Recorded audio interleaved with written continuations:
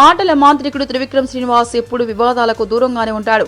తన పనేదో తాను చేసుకుపోవడం తప్ప ఇతర అంశాల జోలికి పోడు. తన సినిమాకు సంబంధించి ఏదైనా వివాదం తలెత్తినా అక్కడికక్కడే ఫుల్ స్టాప్ పెట్టేయడానికి చూస్తుంటాడు.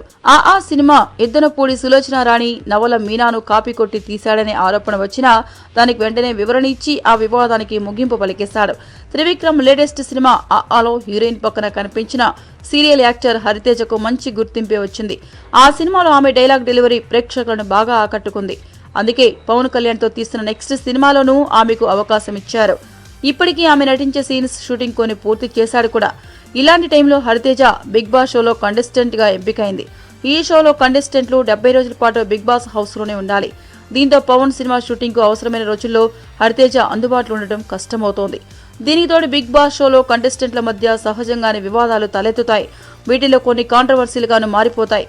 హరితేజ ఏదైనా కాంట్రవర్సీలో చిక్కుకుంటే దాని ప్రభావం త్రివిక్రమ్ తీసే సినిమా పైన పడొచ్చు. అందువల్ల ఆమె బిగ్ బాస్ లో పాల్గొనకుండా ఉంటే బాగుండేదనేది త్రివిక్రమ్ ఫీలింగ్. అసలు కాంట్రవర్సీలు క్రియేట్ అయ్యే బిగ్ బాస్ వంటి షోలపైనే త్రివిక్రమ్ పాజిటివ్ ఫీలింగ్ లేదు.